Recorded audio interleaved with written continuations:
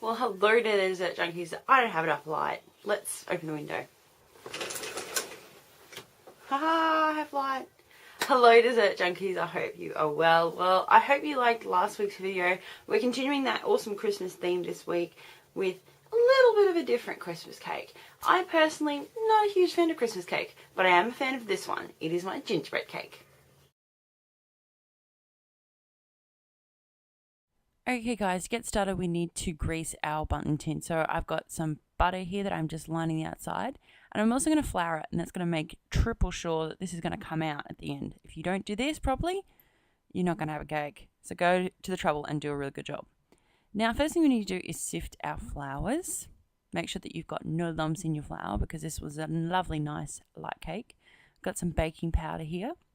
Then I've got a good pinch of salt. Salt brings out flavour like you would not believe. Now this being a gingerbread cake, we need to add a lot of ginger. So around 2 teaspoons.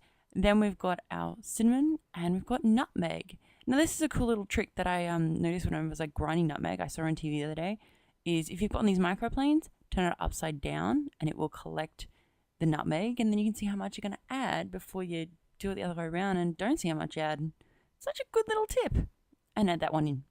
Then we've also got some spice mix or allspice, depending on what you have. Now, molasses. This is a lovely, big, thick, gorgeous stuff. If you can't get this where you live, try Guinness. It's very close and will give an awesome beery taste. Then we're also going to add in some coffee. So just some instant black coffee is all I'm using, quite strong. And I'm going to add equal parts of molasses to the coffee. Now, if you're using the Guinness, don't do the coffee part, just use the Guinness. Then we're going to cream our butter like any good cake needs. Wait until your butter goes nice and light. And then we're going to add in some brown sugar to get that real dark look of this cake. So add in your brown sugar.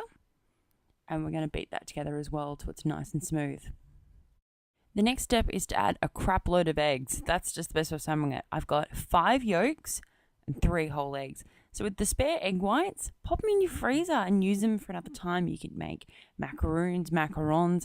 Slowly add in your eggs one at a time. Try and equal it out. I found that if I tried and add 1 yolk at a time, it kind of worked.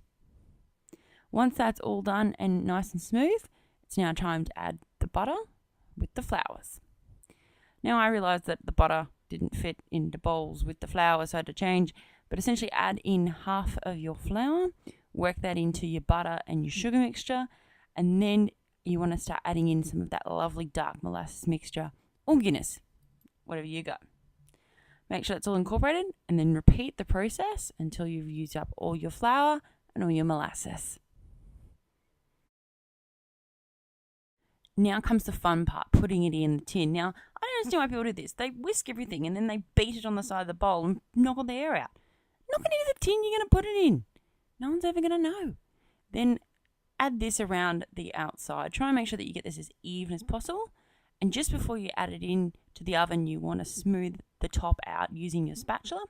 And don't be afraid to give it a little bit of a tap just to knock out any air bubbles. Once it comes out, you'll see that it will be lovely and baked. Use a skewer just to make sure it comes out clean. And you'll see the cake has come away from the side. To get it out of the tin, wait until it's cool, turn it upside down, and let gravity take hold. You'll hear a bit of a clop, and out she comes. Ta-da! Now, to make the icing for this, we essentially need more coffee. So this is a really rich cake, guys. I recommend you have this with cream or ice cream when you eat it. Because it's so dark and so full on.